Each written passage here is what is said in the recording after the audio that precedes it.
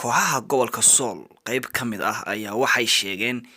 in xiriirka kubadda cagta Somaliland uu kala xigsaday kooxaha gobolka qayb ka mid ah waxay la socodsanayaan oo Maxamed Qoob hadaladoodina waxaa ka mid ah sida tan hore waxaa garabkayga taagan kabtankii bisha cas FC annagoo ah laba kooxood oo ka mid ah kooxihii ugu faacaweyna ee midaanta bari ee gobolka Sool hase ahaatee wasaaradda ciyaaraha Somaliland ayaa waxay soo jeedisay in kooxaha gobolka Sool tirada badnaa lagu soo koobo 8 kooxood seereeya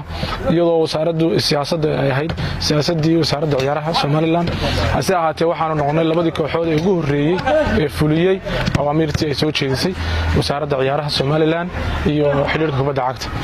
hase ahaatee isku biiritaanka iyagii labadeeda kooxood ee facaweyn ee ka tirsan xaafadda bariga ee gobolka Sool waxaa hor istaagan oo diidan inay isku biiraan sidii kooxaha magaalada Laascaanood oo kale gudoomiyaha xiriirka kubadda cagta Somaliland Faad Axmed iyo isduwaha gobolka Sool Maxamuud Aadan Askar mana garanayno sababta ay hor istaagan yihiin talowma waxay naga urinayaan ciyaartoydii ka tirsaneed labada kooxood ee bisha cas iyo Tuxol ee sida weyn uga dhex muuqanayay xulka gobolka Xaysimo matalayay waxaanu leenahay ma halkaas nagala dagaalamayaan ciyaartoyda matalayay xulka gobolka Xaysimo mise wax kale oo qorshe kale baa jiro oo nagala dagaalamayaan anagu waxaanu doonaynaa in loo cadeeyo sababta loo hortaagan yahay isku biiritaanka kooxda Tuxol iyo bisha cas oo ahayd siyaasadii wasaaradda ciyaaraha Jamhuuriyadda Somaliland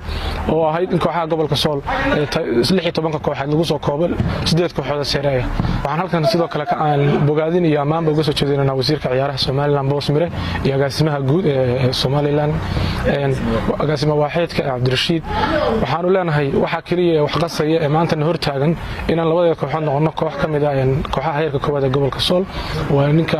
Faad Axmed Haybe oo ah gudoomiyaha xiriirka kubadda cagta iyo halkan raggan wakiilka uga jooga ugu horeeyay isduwaha waxaanu leenahay mudane Boos Mire wasiirka dhalinyarada ciyaaraha tahay siyaasaddaadii baad soo gudbisay weerarna soo gaadhay mana aqbalayno in aanu nala ka hor istaago isku biiritaanka sidoo kale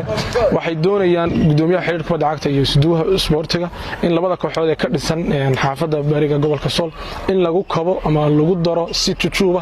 kooxo ka dhisan waqooyiga gobolka Sool mana yeelayno wasaaraddu way noo timi waxay nagu tiri isku biira labadii kooxood soo heshiiyay kasta waan fulinayna annaguna waa idin hirgelinayna asaati waanu aqbalnay waanu nimi foomka iyagii xidhanaga wadana waxaan ku nidhi war waan soo heshiinay waan soo dooranay waxaanu doonaynaa in nalo aqoonsado koox ka mid ah kooxaha heerka koowaad ee gobolka Sool asaati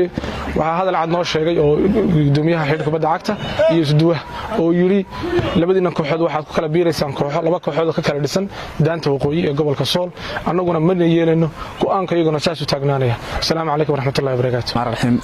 magacay waxa weeye kabtanka kooxda bisha cas Maxamed Cabdi Axmed badhig fariimeedkayga wuxuu daaran yahay aniga iyo kabtankayga horeeyay labadeeda kooxood baynu fulinay siyaasadii wasaaradda dhalinyarada ciyaaraha Somaliland annaguna qaadanay sharciga soo dejiyeen ahayn kooxaha gobolka lagu soo koobay 16 kooxood annagoo fulinay waxa weeye kooxdii ugu horeysay labadii kooxood ugu horeeyay fuliyeen aanu nahay in aanu alaamtadii furanay sidina ay noogu socotaan maalinta u furanay laakiin waxa hortaagan in fusho ay tahay gudoomiyaha xiriirka kubadda cagta Faad Bigaale iyo isduwaha halkan jooga Maxamed Gurey laakiin ma noqono samid hor istaagi karayaan halkan waxaan ka amaanaynaa wasiirka dhalinyarada ciyaaraha Somaliland Boos Mire iyo agaasimihi halkan ugu yimi sharciga soo gaarsiiyay anaga